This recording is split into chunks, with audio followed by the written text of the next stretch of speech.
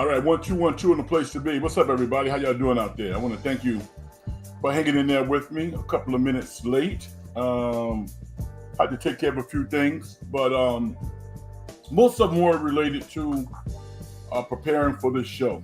And after not seeing and conversating with you for a week, we have a lot to catch up on. Great sports weekend, and we got an opportunity tonight, this evening, to kind of get a look at what we can expect from the Golden State Warriors. They look like I thought they would look. Very cohesive, much more depth than they had last year. As Warrior fans, I think that you have to be pretty excited when you consider what transpired in the offseason, the Jonathan Kuminga saga, the lack of movement. This is how the NBA works. There's a lot of stuff happening behind the scenes that fans don't really know about, but the industry knows. Everybody knew at some point that Al Horford was going to sign with the Golden State Warriors.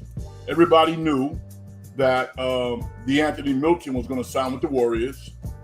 And we knew that in some form or fashion, Jonathan Kuminga was probably going to be with the Warriors for some time. Will he be there the entire year? That remains to be seen. I would tend to doubt it. But while he's here, I think he can contribute, and he's certainly another player that opposing teams have to account for. He's a fifth-year player. He knows the offense. He knows the defense. He knows everything that he needs to know to come out on the court and be productive right away. What I thought was amazing tonight was Al Horford. You see how cerebral he is. Al Horford has played on, I believe, officially 5 teams, but he really played on 4. When he was traded to OKC, he never really suited up for them, although he was getting paid for them. But he played for the Hawks, he played for Philly, played for the Celtics, and now playing for the Warriors. And because he is so cerebral and so smart as it relates to basketball, he fits into any system. That's which is why Kerr wanted him on the team. Another note, about a month ago, I went to a function and I was standing right next to Al Horford. I actually shook his hand and we, said what's up to each other. My first time meeting him, so it's not like I knew him. But Al Horford is a legit 6'10". Basketball players always smudge their height a little bit because you want to be an inch or two taller. I'm probably about 6'6" and a half. I listed myself as 6'7". I wish I was 6'7". Al Horford is legitimately 6'10" with long arms. And his son's going to be tall, too. He had his son there with him. So you got to be excited to think about the prospects of success for the Golden State Warriors. I see them winning 50 games this year. They won 48 last year. But 50 wins, I think, might get them home court. I don't know. But what I do know is this team, as long as they're healthy, can play against any team in a series and probably win an opening round series. As competitive as the West is, I think the Warriors can beat any of the Western Conference teams in a 7-game series. And that's all you need to do. If you win one series in the NBA, I think you would consider that to be a success. And everything that comes after that is really icing on top of the cake, all right, to use a long and maybe boring analogy. My name is Frank Red, if you don't know. This is the In the Dungeon Show. I want to thank all of my loyal supporters out there. Without you, I couldn't do this in this format. I think about you all week because it's amazing. It's amazing to have anybody take time away from their busy schedules, especially at this particular time, to listen to what I have to say and to share ideas with me. This is truly an honor and a great diversion from what I normally do. And I thank you, and I want you to know that. Hit the like button if you like the show. Subscribe if you are not a subscriber. Slowly but surely, our numbers are improving. And I have you all to think about that. I'm also going to shout out my guy, Larry Kruger, I go on his show from time to time, and also I was recently on Golden Days with Cyrus Saxis. Has a great NBA YouTube channel, so check him out as well. So we're going to talk about the Warriors. The biggest story has to be the San Francisco 49ers, who are now 4-1, miraculously, and every week they get a little bit better. It becomes a little bit more real, I think, to 49er fans. I'm a strong 49er supporter, and kind of a casual fan, but I grew up in New York. I'm a giant Jet fan, supporter. My first team was the Washington Ball Club, but I like to see the Giants win, and I don't mind when the Jets win. But being out on the West Coast for so long, I've adopted and a liking to the 49ers, and I was equally supportive of the Raiders when they were here. In Vegas, I really don't have any emotional allegiances to that team, especially because if ever you could move to another location, like the Raiders did, and leave your essence and your personality and everything good about you in your former home, the Raiders have done that. The Raiders are analogous to a professional sports ATM machine. That's what they are. That's what they are. I'm not totally giving up on Pete Carroll. I think Pete Carroll's a hell of a football coach, Hall of Famer. But Geno Smith should be benched. You got to bench Geno Smith. You can't run professionals out on the field with the intent of putting forth a solid effort and playing that bad. You're the quarterback.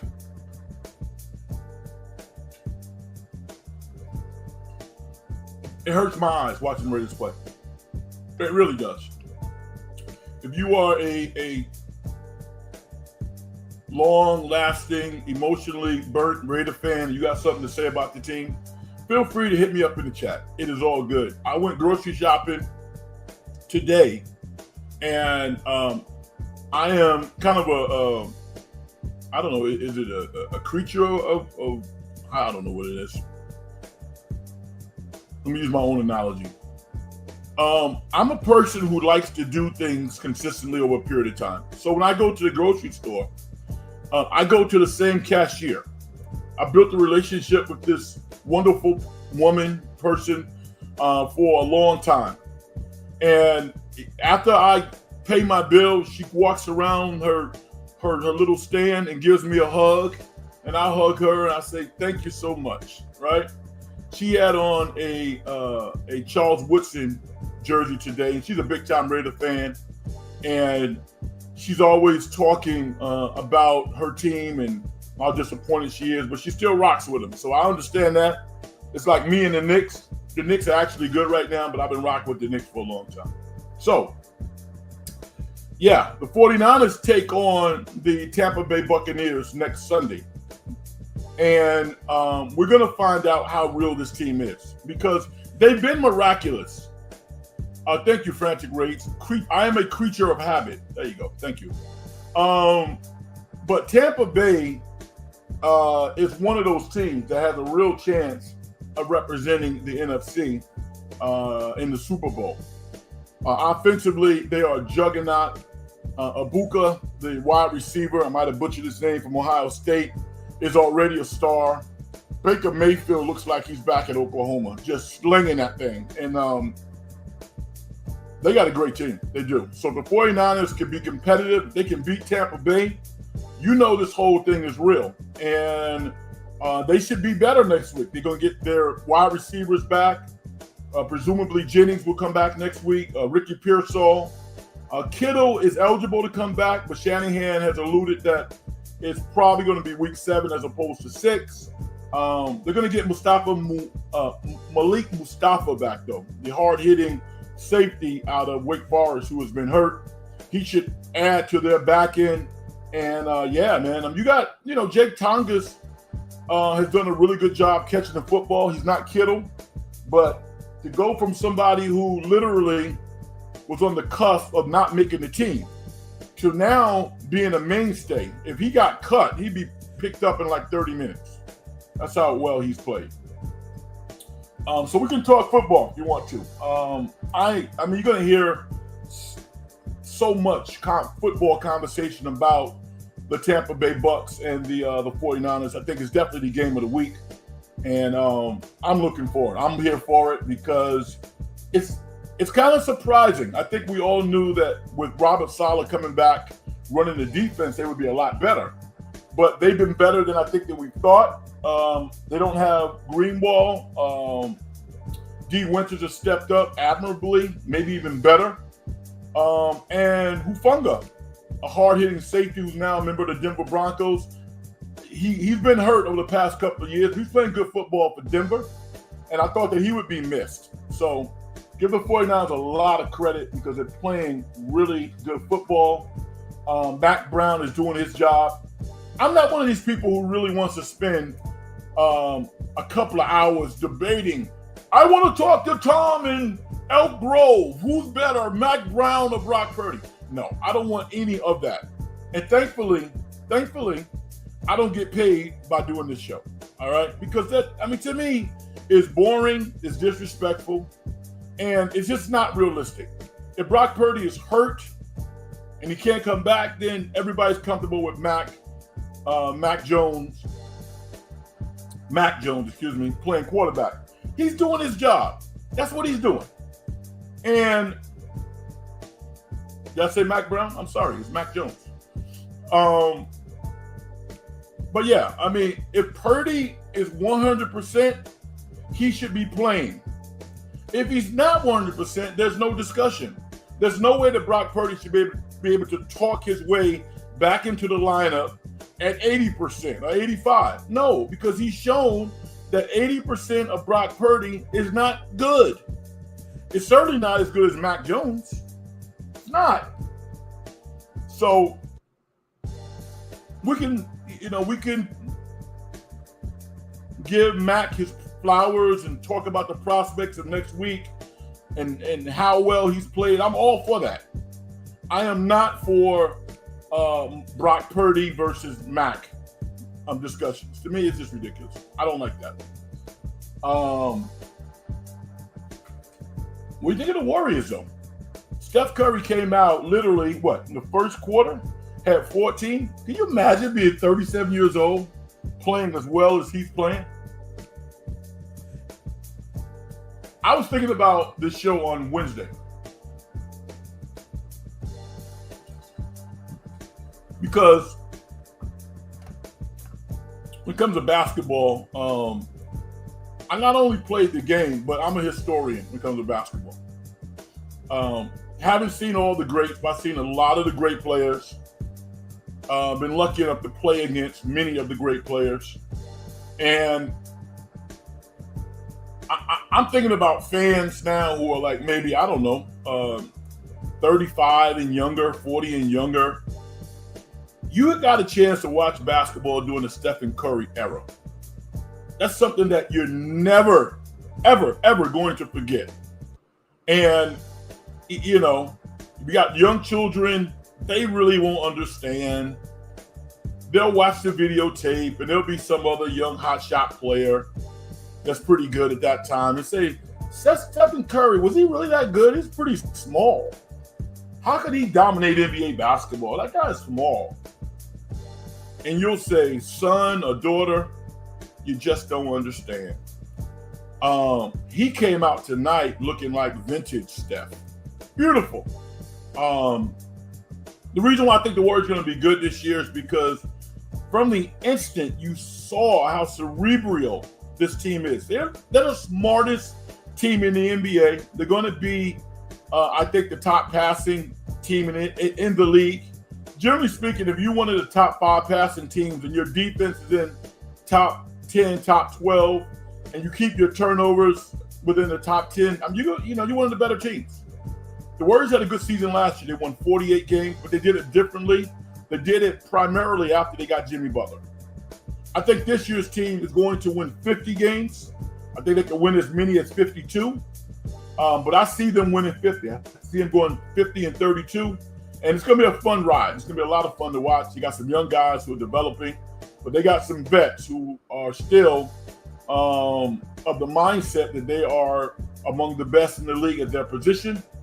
And I can't wait to see it. The other quiet thing out loud is I think there's going to be some real strife down in Los Angeles for different reasons. The Clippers have their own issues surrounding Kawhi and stuff that might have happened behind the scenes. Can you imagine being a teammate of Kawhi? And if this is true, you know, the organization is really hammering you to take less money than you could get from somebody else because, you know, we have to stay aligned with Kawhi. You have all these conversations. And if it's true, then there's another deal, a sponsorship deal that nobody knew about for $28 million a year. We don't know how true it is, but we know ultimately it's going to come out. So they got their problems. The other story in Los Angeles to me is I don't think LeBron's going to play real nice in the sandbox. I don't. Because you can't fake it in basketball. You can hype people up. Hype is not like rap. Unfortunately, we're at a period in rap music where you literally can go in a laboratory, you know, a studio, and build a star. You can do that. You know, it won't last, but you can make somebody hot in hip-hop music. You put hundreds of thousands, if not millions, behind an artist, and you convince people that really don't know the business that this person is really hot and make a gang of money. Basketball's not like that. When you're on the court, you got to represent. And until I see Luka Doncic defending and handling his position on the defensive end, I'm never going to think, oh, he's a better player than LeBron. He's not better than LeBron to me. He's not. Not to me. He's not, for those particular reasons. So, as you can tell, I'm excited about the NBA. Those are a couple of teams. My Knicks are over in Dubai doing big things. We can talk about them. We can talk about any team you want. The WNBA Finals is among us, and I got to apologize at the top of my lungs. About 3 months ago, I said everybody on Las Vegas, the Aces, was cooked, except Asia Wilson. How wrong I was. How wrong. I apologize, ladies. They're up 2-0 on the Phoenix Mercury. I think they are going to win the championship. And I felt that before they played one game in the finals. I also have a movie review tonight. And my excitement rivals how I felt after I had saw Sinners. The movie I saw was one that my guy saw last week. One battle after another. The great instant classic by Paul Thomas Anderson, starring Leonardo DiCaprio, Teyana Taylor, this incredible young star named Chase Infinity, Benicio del Toro is in it, and Regina Hall had a heartfelt performance in this movie as well. Glad to see her get some love because I think it's going to do wonders for her career. She needed to come back, and I think this role really positioned her in a way that is going to open some doors for her. But Paul Thomas Anderson is just, I mean, one of the greatest storytellers, filmmakers, certainly of his era, but of all time, in my opinion. The husband of Maya Rudolph, by the way, if you didn't know, another side note. My name is Frank Red. This is the In the Dungeon Show. I want to thank you for joining me. Hit the like button and subscribe to the show. And join the party if you got something to say. Let's go and get it started and talk to, I call her the Great Vicky. She says, hi, Frank. The Warriors look good tonight. JK is still not making free throws. I know it's terrible. Pods makes his. I think this is why Pods keeps getting playing time. JK could be something if he put his game together. You know, you're absolutely right. And I was thinking to myself, Vicky, and I said, if I'm Jonathan Kuminga, my goal this year is to be among the best 6 men in the NBA. Forget about starting. Forget about that. You're going to start at some point in your career.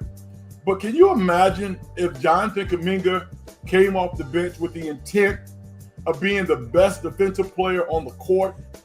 Do you know how impactful that would be for the Warriors? I don't think he gets it.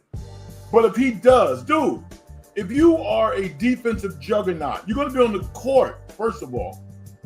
You're going to be on the court, and you're going to help this team win so many more games, high leverage games. Jonathan Kuminga is 6'8" with 6'10" or 11-inch arms. He can do it. Forget about offense. Vicky says Post still doesn't respond. Yeah, there was a lot of empty calories last year. A lot of empty calories. And like I told you before, and I tell everybody else out there, anytime there's someone who's big, who leans into offense more than defense, I got a problem with him. You know, it says to me that you're probably not a high leverage player or a high leverage winner. Because you win with defense. You don't win with offense. You win with defense. I had a conversation yesterday with a good friend of mine at a Cal football game. I went to the Cal game last night against Duke, and I might give you some, some air on that. It was disrespectful. I'm just going to say that. But that was a conversation that I was having around NBA teams and players. It's really about defense. Quentin Post got so many shot opportunities last year. To his credit, he got him a guaranteed contract, $1 million plus or whatever it is. Go get some rebounds. You want to be a member of this team? I mean, a real member that they rely on? Go get some rebounds. Go commit some tough fouls. Block some shots. Box out. Become the best picker on the team to get Stephen open. That's how you win. That's how you really solidify your career. Not by hoisting threes from 27 feet as a 7-foot guy. That's not going to work because you get guarded out there.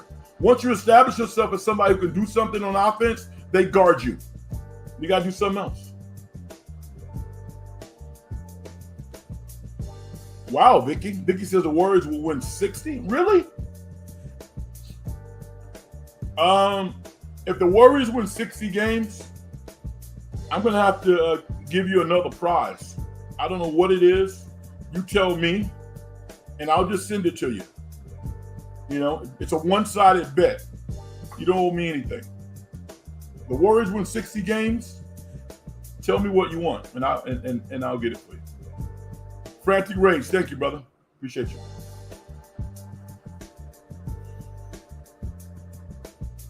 Joel Barragon. Hey, Frank, hope you are having a good day. What are your thoughts on Bad Bunny for the halftime Super Bowl? You know, I hope he crushes it. That's what I'll tell you. I like him as an actor. I think it's funny because I've seen him in a movie. I can't remember what was it in? It was in the recent movie that I saw with Austin something. He's pretty good. I like Bad Bunny. I don't listen to a lot of his music because I'm not really into Latin disco, salsa. That's not really my deal. But the guy is a tremendous star. And let's be honest, that's what the halftime show is about. It's about who can bring an audience in. It's not necessarily about who's the best. You know, that's not what it's about. I thought Usher was going to be the halftime entertainment, and I would have loved that personally. Chris Brown, I think, would kill it, but there's all this other stuff associated with that. You know what you are if you don't do your research. But Chris Brown would have been phenomenal. But you know what, man? Hey, listen.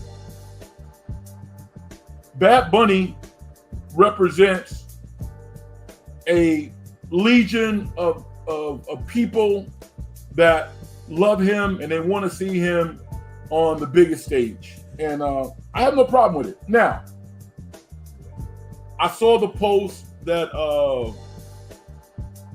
what's the guy Rock had about I can't think of the kid's Rock. What's his name? He was married to the Baywatch girl. You guys know what I'm talking about. He was upset on the internet because he saw Bad Bunny in a dress. And this is 2025. It's 2025. Culturally, a lot of things that would have been viewed differently 20 years ago, it's not that way anymore. It's not. And I'm going to tell you where I am. As a mature person, if you are really comfortable with yourself, you really shouldn't give a damn about anybody else. You really should not be, you shouldn't waste your time on what other people do. I mean, like, my thing, like, you'll never see me, like, painting my nails. I didn't grow up during that time. Guys paint their nails all the time now. Does it mean anything? No. It doesn't. Doesn't mean anything. Is it culturally different? Yes. Get over it. Get over Bad Bunny in a dress. Get over it. Let him be who he is.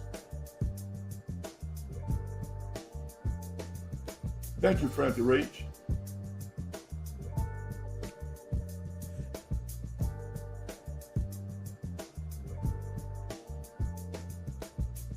Vicky says, Stockton was a small player. He was a great player. Yeah. Vicky, I'm being facetious. Stephen Curry is actually not small. He's 6'2 and a half. He looked small when he was young, not now, because he's jacked up. But when he came in the league, he had very narrow shoulders, and he wore probably 160 pounds, 65 pounds. Stephen Curry is solidly probably 185, 190 now. He's literally 30 pounds heavier than he was 15 years ago. So now he's jacked up. Key says, should be what's up, Frank? I'd take a 45-year-old LeBron over any year-old Luka. Yeah, hey, man. It's insulting to LeBron. LeBron hasn't cracked a smile since maybe, Bronny made a jump shot or something. Outside of Bronny making a shot, and he tries to hold it in, but he's so happy, so giddy, like any parent would be. You don't see LeBron smiling. First of all, the Lakers, quietly gave him the gas face when, there was some inkling about an extension. They wanted no part of it. Can you imagine the Lakers in this current state of players that they have a bunch of wood nickels on that team, and you won't listen to LeBron about an extension? Oh, we moved on to Luka? When I hear even a guy like Stephen A. Smith, who covers the NBA, you can figuratively move on from LeBron, but in reality, are you moving on from LeBron? No, you're not. You will move on from LeBron when he can't play anymore. LeBron can still play. LeBron is still the leader of the Lakers to me. LeBron is still the best player on the Lakers to me. Tell me I'm wrong. If I'm wrong, tell me why. Vicky says, I want Post to get offense and defense rebounds. I agree with you. I have no problem with that. I will second that. Emotion. Aussie Rules. Hi, Frank. About JK. Defense and old boys, which he could excel there here. Yeah, hey, man. You got your $25 million. That was your decision to take the money. You didn't have to, but you did the logical thing and get in your bag. Go do what they want you to do. They don't want you to be an offensive player for this team. They don't need you to do that. You would be so valued and so impactful for the rest of the league if you went out there and became a defensive juggernaut. And like you said, got offensive and defensive rebounds. I think he's a pretty willing passer. He's not a selfish guy. I don't think he's selfish at all. But every now and then, something in his brain says, you know what, it's my turn to shoot. I'll pass the ball, it's my turn. No, it's not your turn. No, it's not. Your turn comes via the opportunity. It's always your turn to play defense and rebound. It's always your turn. No NBA player who's any good should shoot less than 70 to 75% from the free throw line. That's my bugaboo. You guys know that. We saw Kuminga brick 2 free throws tonight. What do you think that they do all day? Shoot free throws. I mean, how do you think Kerr feels? Somebody shot 95% from the free throw line. 90 plus. Caught Stealing was the movie that Bad Bunny was in. And underrated movie. I guess it's not getting a whole lot of love out there, but Caught Stealing is a good movie. I suggest everybody see it. Vicky says, I love Usher. Usher is one of the great ones, one of the great entertainers, has had one of the best residencies in Las Vegas. And Usher would crush it as a halftime guest, a halftime performer, excuse me. I don't know what's up with that. I don't know what happened. Theoretically, Jay-Z has a lot of influence on who the artist is for halftime. And he chose Bad Bunny over Usher. I don't understand that. Would Rick Carlisle want Kuminga in Indiana? No. No way.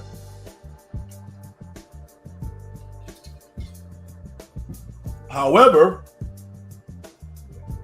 I was wrong. Let me restate that. Rick Carlisle would want Jonathan Kuminga at a certain price. I don't think he wants Kuminga at the price that Kuminga wants. Kuminga wants to make $30 million a year or more. And they got a guy making that kind of money. That's what Pascal Siakam does. Would they like Kuminga at $25 million a year? Maybe. Yeah. Yeah, because when a guy is that young, 23, and he has that much experience, the idea that he's finished or he's reached his ceiling doesn't register with any coach worth their salt. Back in the day, guys would come out of college at 23. This guy's played 5 years in the NBA. So he's a fabulous talent. I think he's going to be in a situation to get paid. I almost wish that the Warriors would not pick up the option and they would just make him a free agent. I don't see that happening because they would lose the salary slot. So he's probably going to be traded. But for a team that needs talent, i.e., like if you are Giannis and you hitch your wagon to the Milwaukee Bucks, and you have an opportunity to play with a Miles Turner, and you can get a Jonathan Kuminga, why wouldn't you want that guy? Chicago, I think, likes Kuminga. I think he'd do well there. But teams that are more structured probably wouldn't want Kuminga because what he lacks is really nuance. Good basketball talent, good player, but he does lack nuance. He does. So there's more coaching that needs to happen. Was definitely a good player. I wanted to touch on Shedeur Sanders for a second. And I want to talk about Shedeur because there's two camps. There's the camp that really wants the kid to fail.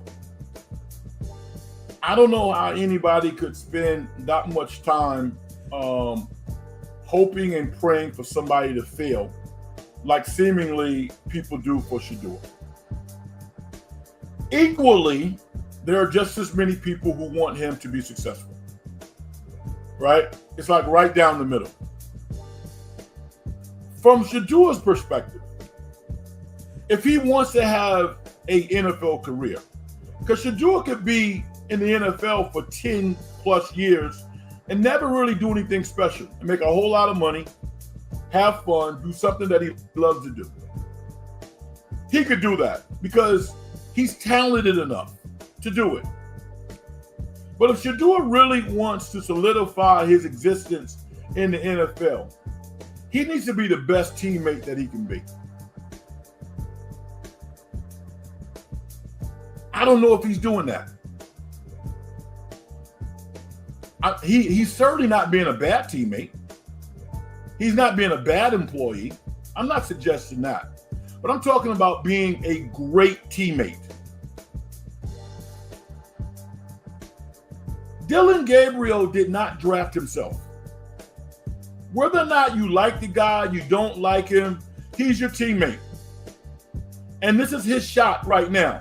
You're going to get your shot, Shedeur. It's going to come. The laws of football will guarantee that you will get your opportunity.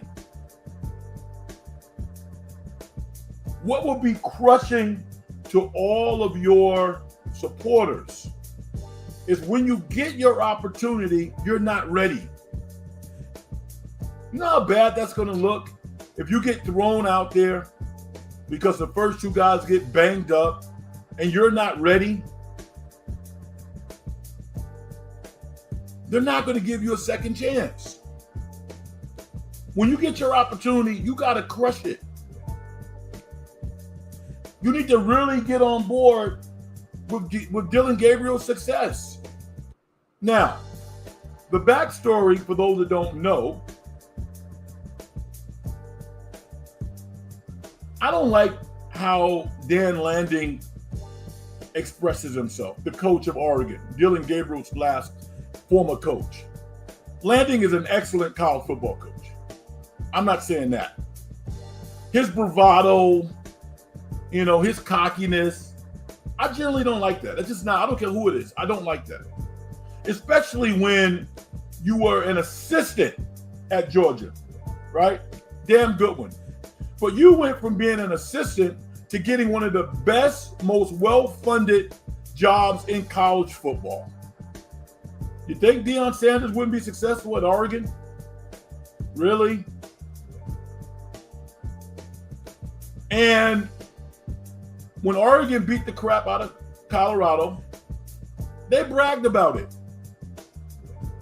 They talked about Colorado looking for clicks and we're out for wins and all this other stuff. I'm still waiting for Oregon to win the national championship. And maybe it's this year, but I'm waiting. What's the problem? They certainly were more talented than Ohio State was last year. So they got some work to do. But during the preseason, Dillon Gabriel kind of alluded to some of that stuff related to Shedeur. He ultimately said that he wasn't. That wasn't his intent to put shade on Shedeur. I'm like, listen, you guys are competing. Brush that stuff off your shoulder and root for each other. Because Dillon Gabriel is going to have a problem having a long, sustaining career in the NFL. Why? Because he's small. They say he's 5'11". Really? Like 5'10" to me. Is he accurate? Yes, he's accurate. Can he read defenses? Yes, he can. That'll keep you around for a decade as a spot starter, perennial backup. He reminds me of Chase Daniel. That's what he reminds. He's like a left-handed Chase Daniel. Good player, going to have a gig, but Dillon Gabriel is one or two blind hits from being in the hospital. He got hurt at Central Florida. The guy's small. He's pretty athletic, but he's not a super athlete. Shedeur is 6'2", 6'3". Probably going to walk around at 215, 220, 225. He has a prototype of what an NFL quarterback looks like. But he has to do better. The one guy that people make jokes about, but you don't joke when you look at his bank account, and at the end of the day, this guy's going to have a career in football and in media for as long as he wants it, and that's Jameis Winston. Jameis Winston is a great teammate. I don't know many Heisman Trophy winning cheerleaders other than Jameis Winston.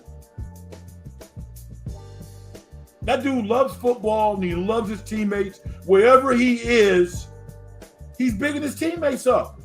You think Jameis Winston doesn't believe that he's better than Russell Wilson and Jackson Hart? Really? Come on. But he understands the big picture. Anybody who watches football knew that Jackson Hart was going to come down to earth. Will he be a successful NFL quarterback? I think he will be. But this is not like video games. This is real football. You get hit. You get smashed. You get scouted. It is hard. And anybody who thinks that the New Orleans Saints suck, you don't watch football. They don't suck. They lack consistency. That's what they lack. They lack consistency. But suck? No, they do not suck. Open your eyes, and they're making plays on offense and on defense. And they can beat you. And they kicked the Giants' butt today because they're good. They're talented. Watch the games.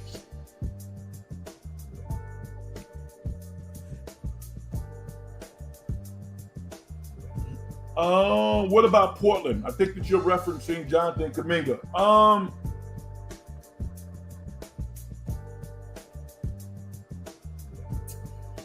Yes. Yes.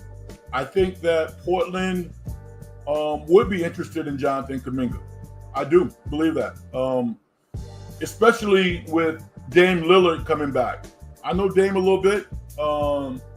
Been around Dame, and Dame Lillard is the type of guy who maybe could get more out of Kuminga than maybe some of his current teammates. Dame's a great guy, and he's one of those guys who roots for his teammates. So to see Damian Lillard playing next year in Portland in a leadership role with Jonathan Kuminga, yeah, that could work. Yes, that could work.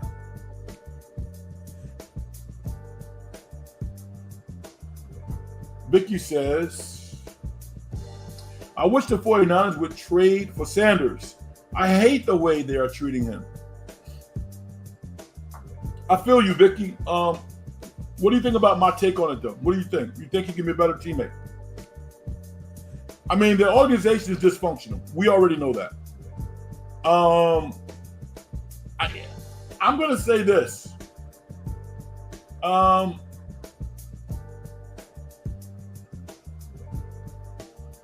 I don't like what Kyle Shanahan has done with the black quarterbacks that he's had.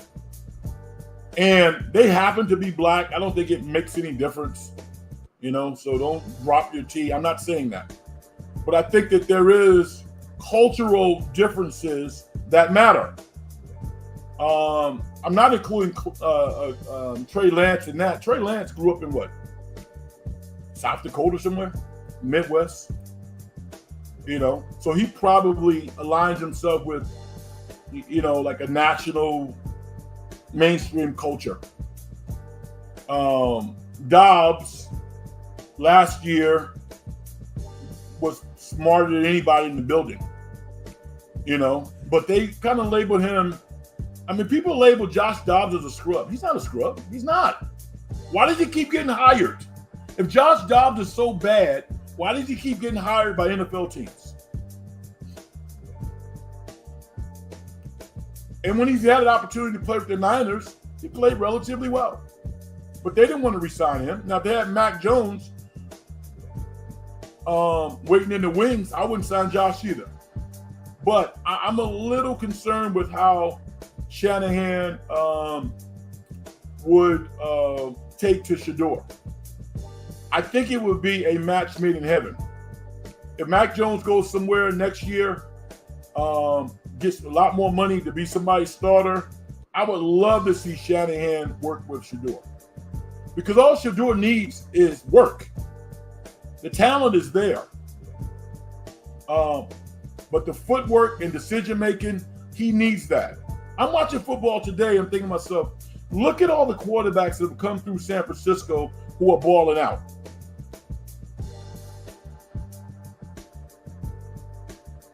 People keep waiting for Sam Darnold to fall on his face. I'll wait. I don't know if it's going to happen. This guy is playing his ass off after spending a little time in San Francisco. So, Vicky, I agree with you. I would love to see Shedeur come to San Francisco. I don't know culturally if it would ever happen, but I wish it would happen. I do. I do too.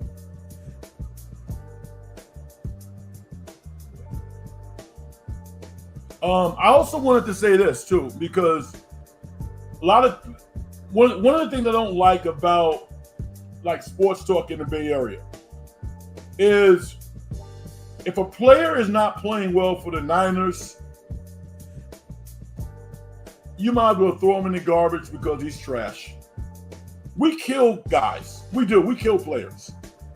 You know, oh no, he's toast. He can't play anymore. He can't do this. Have you seen Deebo Samuels lately? Now, would Deebo be playing as well with the Niners? I don't know. I think he needed a change of scenery. What I do know is he was not done. I never looked at Deebo last year and said, that guy's cooked. I never said that. He's too young. Now, was he out of shape? Yeah. He was out of shape. You can get in shape anywhere. Deebo looks a lot different physically now as a member of the Commanders than he did as a 49er last year. So I guess my thing is, let's stop killing people. We kill people a lot. And I guess because it's comfortable. It's a comfortable take, you know. But in reality, these players are competitors. And if they're not too old, they still have something left in the tank. So I'm happy for Deebo. I'm happy for the Niners. He needed to be traded. They needed to move forward. They needed to create a lane for Ricky Pearsall, who, if he can stay healthy, I think will be a high-level wide receiver. All pro, I don't know. But he has a chance to be a really good wide receiver. TG, what's up? How you doing, brother? Lo the Truth. Lo the Truth. What a great name. This is Big Frank. What's up, man?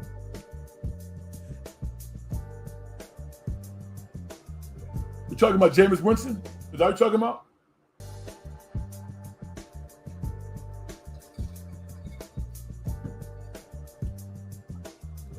Mediocre quarterbacks don't put the numbers up that Jameis Winston put up.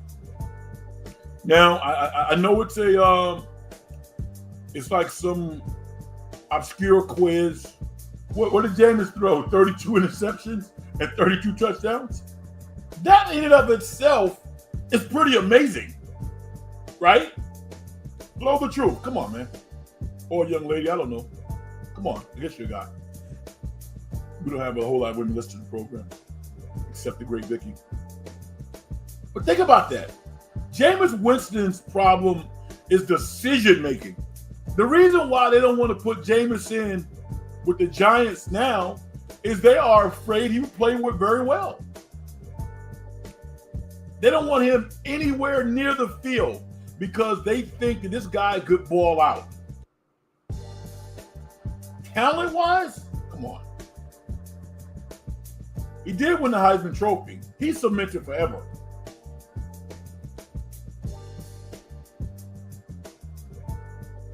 Vicky says, I like JK to the Nets. I like that too. I think that's the place for him.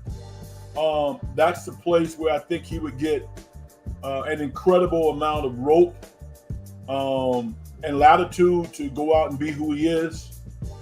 I like that location too. I mean, it's in New York. I mean, New York fans, be it Manhattan or Brooklyn, there's nothing like that experience. It's nothing like it. Showing up at the Barclays every game, meeting kids, being a part of that community. I would love to see Kuminga as a member of the Brooklyn Nets. We're going to see because there'll be about 10 teams that have some money, and we'll see who's interested. He's going to have an opportunity. Now, the Warriors are kind of are in a situation of holding him up again because they have a team option. Maybe they pick the option up because they want to keep that, that salary slot. If they don't pick up the team option and he becomes a free agent, he signs to somebody else, they don't get anything.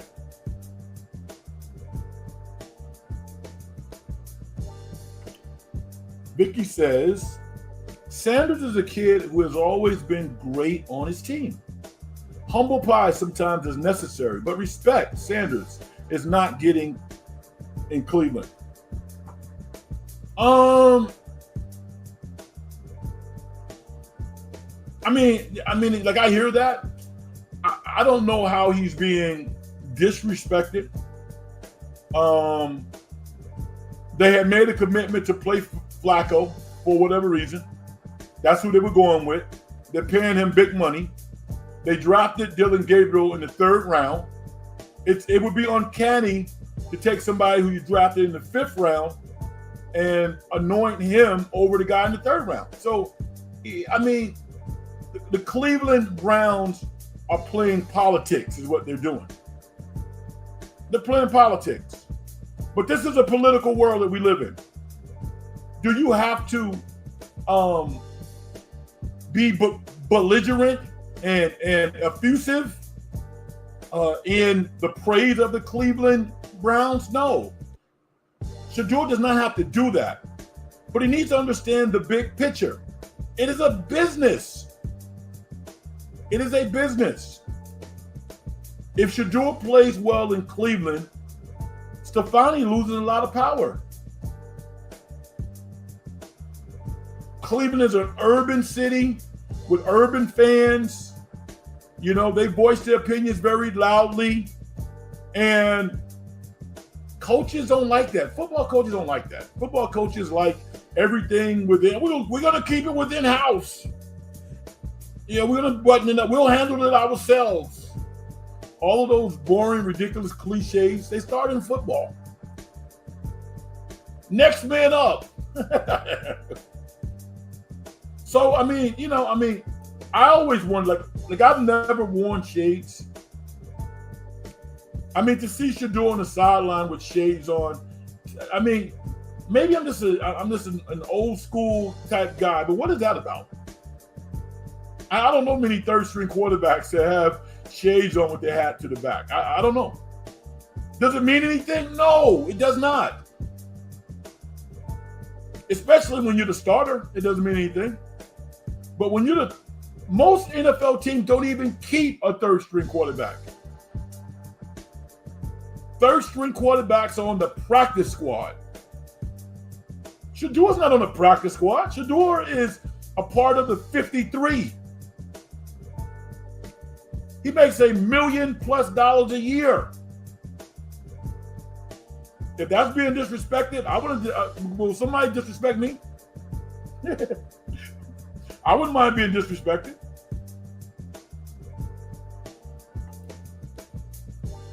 TG says, Frank always spitting straight facts. Maybe the best show in the Bay. Well, You and my mom feel that way. That's all that counts. You and my mother. Love my mom. Lo the truth. Sam threw that pick today. Oh, Sam threw that pick today that cost him the game. Yeah, I didn't see it, but I hear you. I mean, I'm not saying Sam Donald is the next coming of Joe Montana. I'm not saying that, but he's played well, and I actually can't speak about that sequence. I'm not going to try to create a narrative that I didn't see.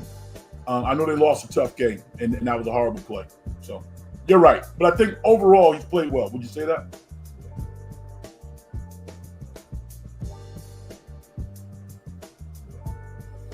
No dominant team in the NFL this year, Frank. Niners need to make a trade for help with the Bosa injury. We need to be aggressive with this fantastic start.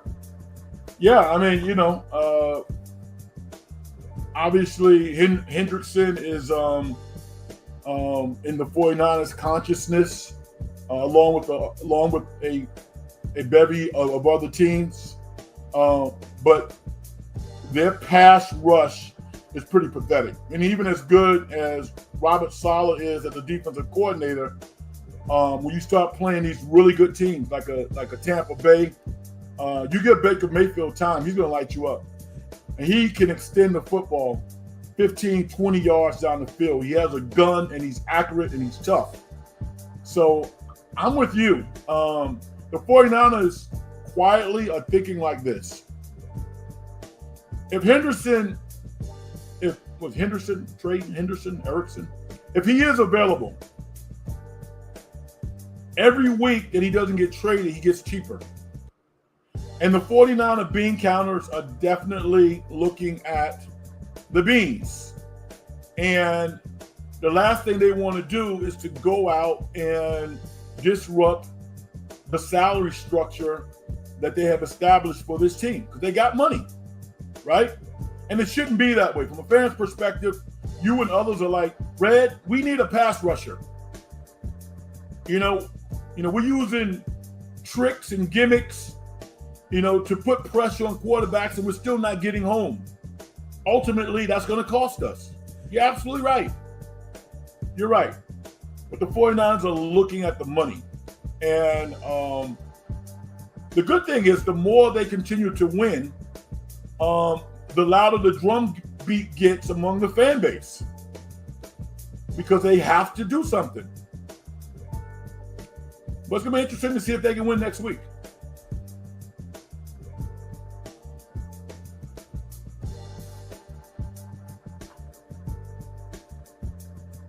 Ravens look lost without Lamar, and their backup quarterback can't move, so they have to change the whole offense. That was awful today. Yeah, I mean, I thought Cooper Rush sucked as a member of the Dallas Cowboys. I mean, yeah. Did he win some games last year? Yeah, he did. Did he ever look like he was a good quarterback?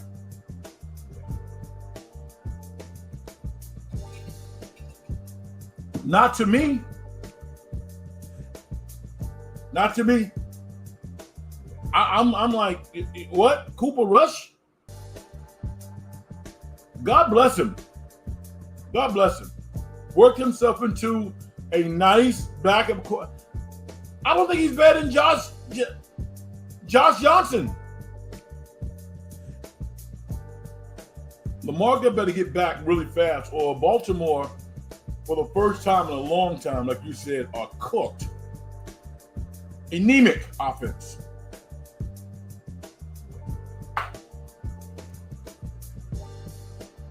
Rollerbites. What's up? Yo, Frank. Are the Knicks a contender? You want to see me smile, huh? Right? I'm one of those delusional Knicks fans. You know that, right? I mean, isn't that crazy? It could be like in a television show. It could be in like an artist on a talk show. We're all delusional Knicks fans. We are. But we're honest. But when the Knicks are good, we lose our minds. This Knicks team is a contender. Yes, they are. Yes, they are. Now, I don't like how Cat plays. I don't like how Cat plays. I don't know if you can win without getting something on the defensive end from your center. You know? If the Knicks had Al Horford, he wasn't going to the Knicks. He can't do that. But they need somebody on the interior. With that said, yeah, the Knicks are a contender. They definitely are. But they also are heartbreakers. They will crush you. When you start loving them, they will snatch your heart out and feed it to, I don't know. I'm happy about the Knicks. They actually have a good team. Madison Square Garden's going to be rocking. Jalen Brunson is a hero to so many young basketball fans in New York. Reminds me of Walt Clyde Frazier in some ways. So, yeah, they are a contender. Yeah, I'm going to leave it at that to see how they evolve. Maybe they'll make a trade, but they're good. They are good. What do you think? Vicky says, I feel you are the greatest show in the Bay. Wow. Thank you, Vicky. Appreciate you. At Vicky, boom, totally. Love that.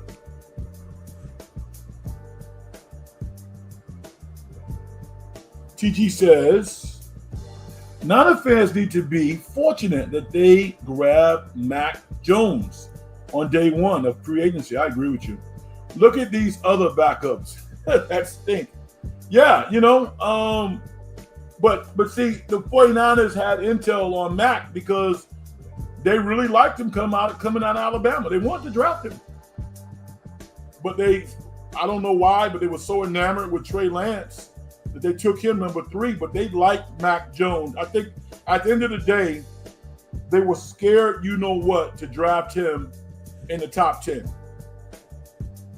So he ultimately went to New England, but from an evaluation perspective, they liked Mac Jones, which is why he's on the team now. And I think that he felt the love and probably could have got more money somewhere else. But 49er fans are lucky that he's here. There's no doubt about that.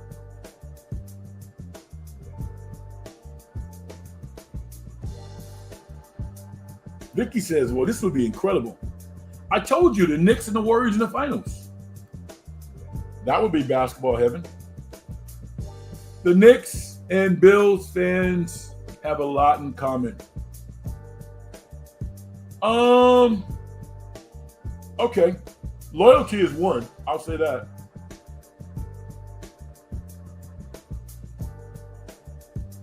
Knicks fans are very loyal.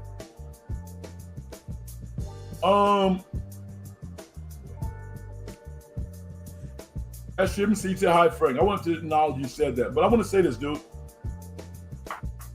A couple of months ago, you said some horrible things about the listeners. And you always like, when you get called out, then you, oh, no, I'm sorry, or this, that. You know, I don't like that crap, dude. I don't like it. I don't like it.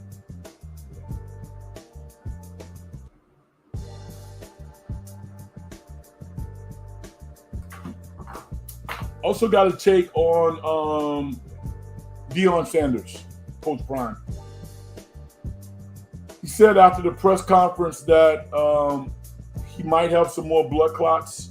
He's going to go to the doctor on Monday. It's tough for me to watch for reasons that have nothing to do with football. Their defense is atrocious. And you can't win at a high level playing like that. More times than not, their players are out of position. I don't understand it. I have to blame the coaches. But their offense last couple of years was so damn good they could outscore teams. They can't do that this year. The offense is actually not playing horrible, but their defense is just god-awful. Awful. With that said, this is not about football. This is about a man's life and his health. And I know that he probably doesn't want to step away, and I get it, but the end of the season can't come fast enough for me for the Colorado Buffaloes, because I want Deion Sanders to really focus his attention on his health. And maybe he's doing that. I don't know. But when you think of Deion Sanders, somebody who was at the pantheon of athleticism and professionalism in sports, to have to deal with some really, really serious illnesses before our eyes, it's tough. It really is. It really is. So I wish him all the best. My prayers go out to him. And as committed as he is to enriching the lives of others, his coaches, his players, the fans, I want him to be just as adamant and thinking about himself. You know, being a little selfish this time around is probably a good thing. And it's hard to be selfish when you're not selfish. I get it. I'm not selfish. It's hard for me to think about myself, but I want Deion Sanders to do that, to focus his attention on his health. That's the most important thing.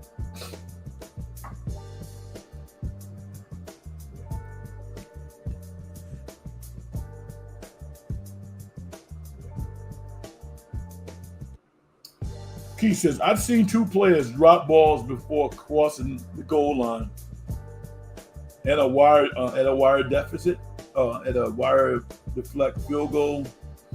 It's true in the NFL isn't characterized as sport, but entertainment, a lot of fishy things going on. Let me try to read that again because I didn't really get the message.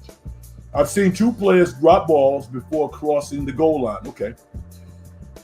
And a wire deflect a wire deflect a field goal. It is true the NFL isn't characterized as sport, but entertainment. A lot of fishy things going on. I didn't see that play, but I think that was a Leon Lett play, right? So we've seen people do dumb things. I'm gonna chalk it up to having a fart moment. Now, with that said, I don't know what the line was. I can't see any professional athlete with half a brain jeopardizing their career over something fishy, some bet. So, I mean, if I ever see the proof, then I'm like, wow, this is really crazy. But maybe I'm gullible. I don't think anybody would do that. I just think they would have a fart moment. We all saw Leon Lett do it. So we've seen people drop the ball before they cross the goal line. We've seen that.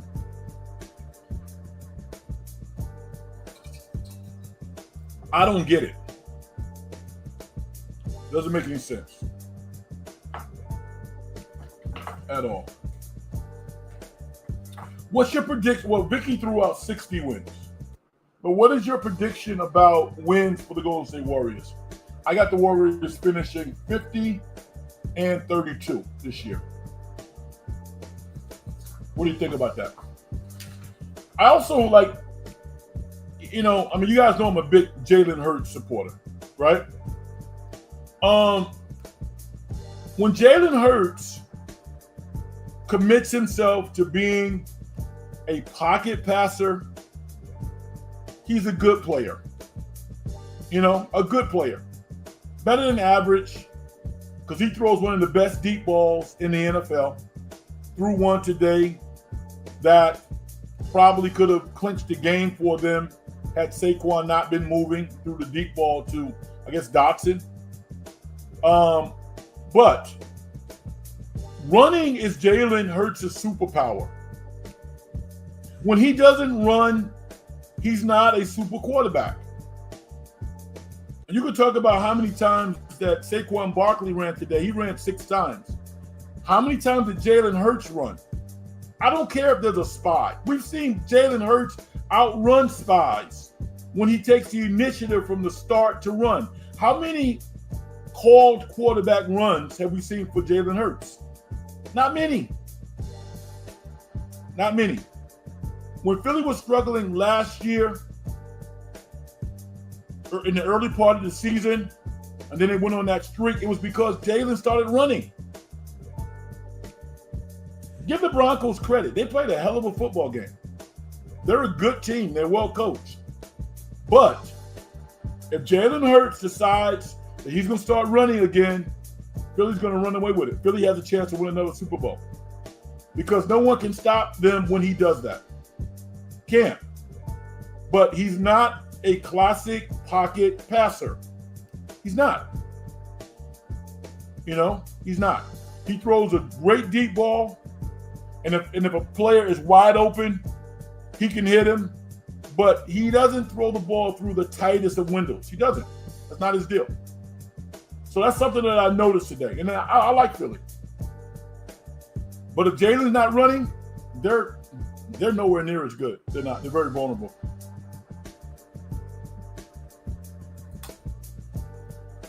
Vicky says, I met Coach Sanders at a 49ers fundraiser. I got to shake his hand. I'm praying for him. Yeah, I met him too. Well, we actually didn't meet. We said what's up to each other.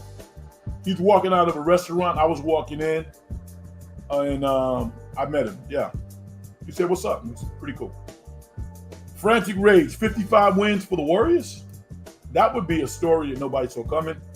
But it wouldn't totally surprise me. I think offensively, they're going to be tough, particularly if they can stay relatively healthy.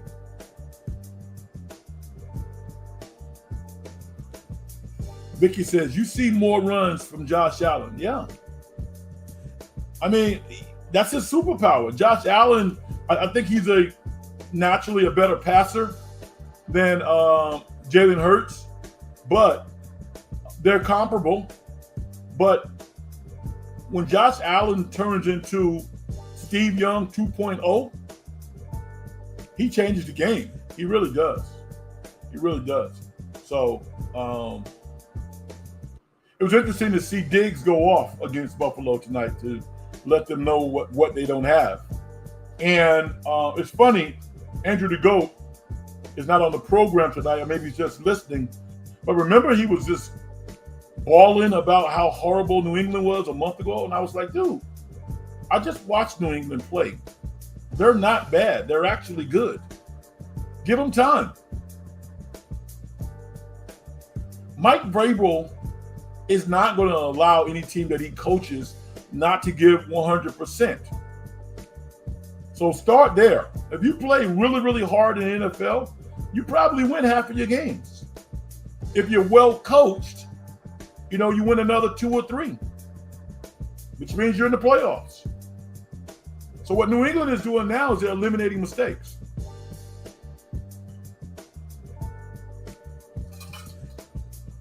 And smartly, they went out and got somebody for May to play catch with. Diggs is that guy. And, he'll be good for 2 or 3 years, and then maybe he'll have to go somewhere else or retire. But he's still one of the best wide receivers in all of football. And he proved that tonight.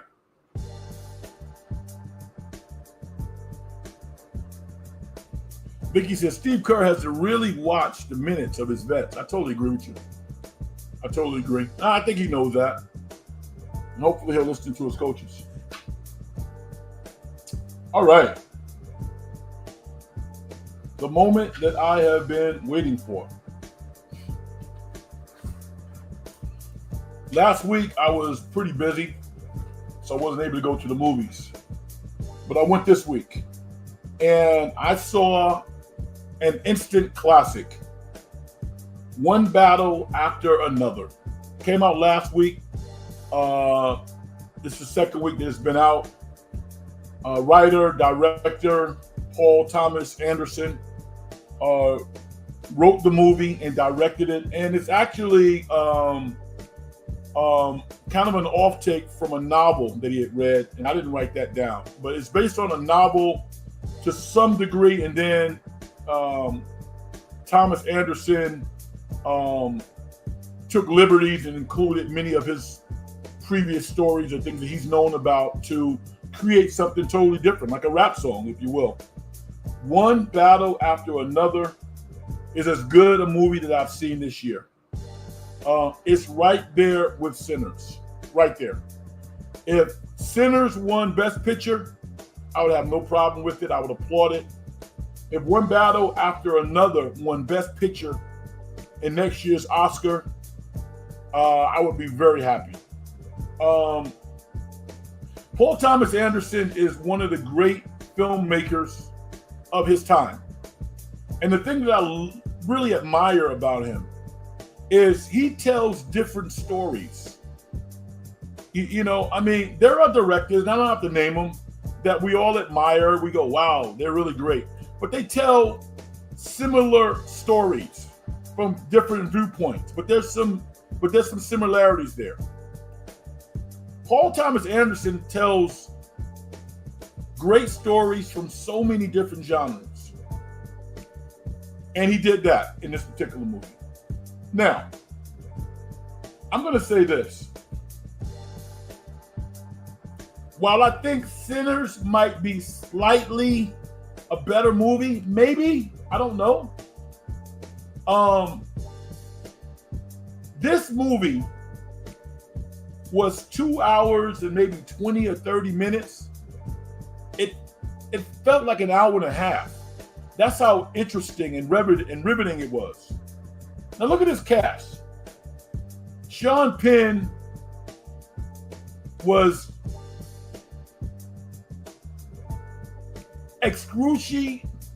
excruciatingly brilliant as he could be. Sean Penn is amazing because he's a little twisted. I mean, this guy is amazing. He really is. And I was thinking to myself, well, why is Sean Penn so good as an actor? And I've come up with an answer. Sean Penn is a great actor because he's one of the few people that has seen the best and worst that various cultures have to offer. He's seen the best of so many different worlds, I'm sure. And he's seen the worst that so many different aspects of life can offer. This was a guy who walked around in Haiti with a gun. When Haiti was devastated with earthquakes and floods, Sean Penn was over there doing humanitarian work, walking around like nobody with a gun, ready to shoot, ready to protect himself and protect others. He's an interesting guy. He was brilliant in this movie as some hard-ass general. That's who he played, who was kind of maniacal for a lot of ways. But he was brilliant.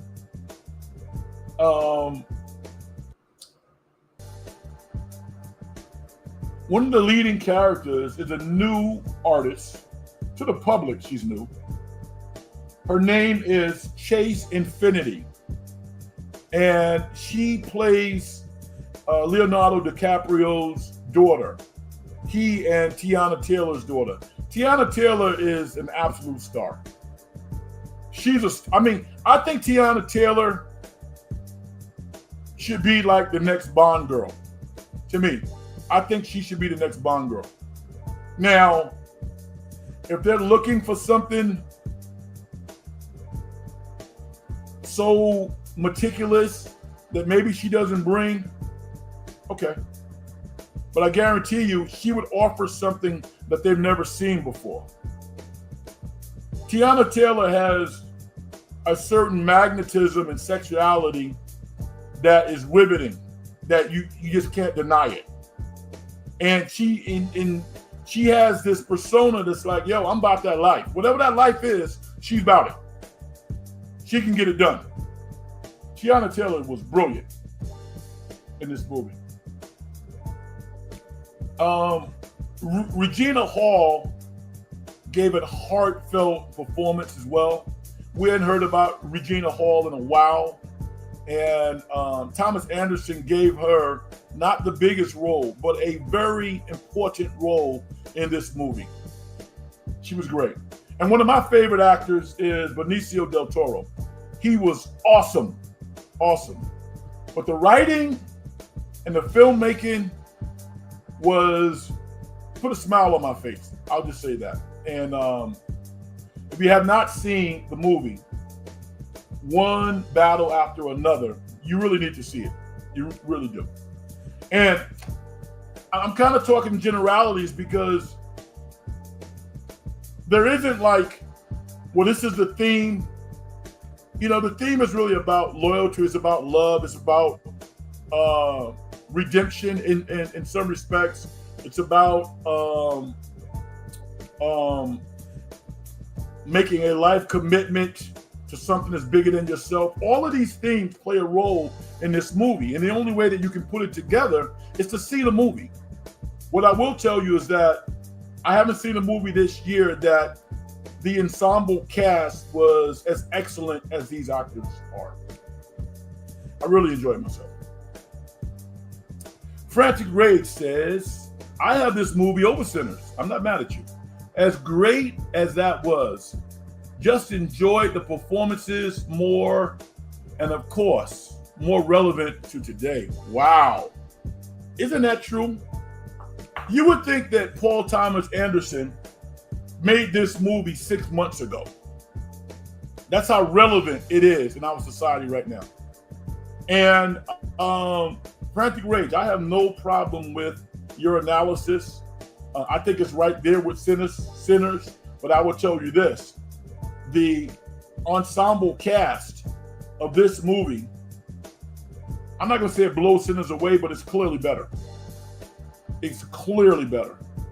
And to see all of these great filmmakers doing their thing, I love it. Feel free to offer some suggestions to me as well, because we've had some good movies this year. The movie with The Rock that came out this week, I didn't see that. I'm definitely going to see that. So, SGA, thank you. Sean Penn's character's name is Stephen J. Lockjaw. Oh man, he played the hell out of that character. What? Was he awesome? Wow. What a brilliant actor. Sean Penn. Unbelievable. What about all of the nuances in terms of how communities are protected, the systems, the underground systems that they have in place? Was that just awesome? I know people haven't seen what I'm talking about. Go see this movie. Loved it. Okay, Frantic says, watch the Smash Machine as a movie. It lacked some elements that made a movie great, but the performance by the two leads are worth the price of admission. Okay, good. All right, I appreciate that. All right, I'm gonna go see that next week. But I went to 11 o'clock show of One Battle After Another. And, I came out of there pretty close to 2 o'clock in the morning, and I was so hyped up. We went and got some food, man. We went and had a nice meal. We had pizza. And kind of replayed the movie, talked about it like we generally do. And I didn't get home until around 4 o'clock. And I was so elated because I love writing. You guys know I love writing. And it's really inspiring to not do something better, but to challenge yourself. I was thinking to myself, well, who would I really want to talk to? If I had the opportunity to talk to a director and storyteller, I think I would want to talk to Paul Thomas Anderson. I really would. Because of the different types of stories that he's told. Because I want to learn about the research. How do you do the research? because he's clearly stepping into various communities that he may not know a whole lot about, but he ultimately finds out what he needs to know to be authentic.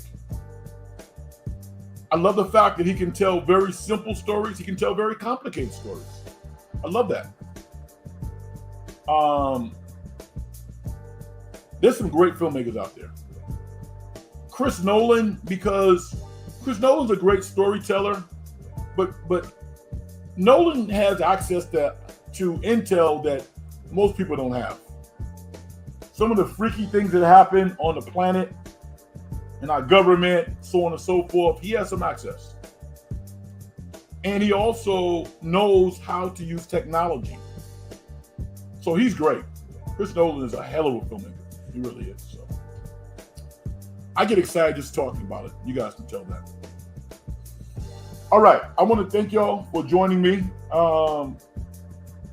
SGA, I'm not as upset as I was before, but I'm going to keep my eye on you, son. You know, you can't disrespect the listeners. You can't do that. Vicky, you are always phenomenal. I want to thank you. Everybody else, Frantic Rage, everybody who joined me in conversation, thank you so much. I appreciate you. Hopefully you've hit the like button and you subscribed. If you're listening for the first time, we really appreciate it. Vicky says, when it comes out, go see a movie, Truth and Treason. I definitely will. No doubt about that.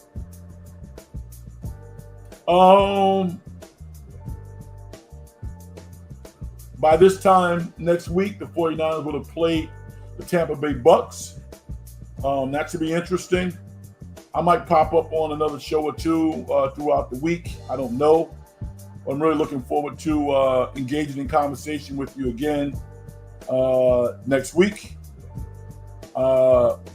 Subscribe, hit the like button. Let me do my thing, get out of here. Success in getting paid is a manifestation, low process. If you're an individual, don't do things to help other people make their lives better. As far as I'm concerned, you haven't done nothing. My name is Frank Red, and I thank you once again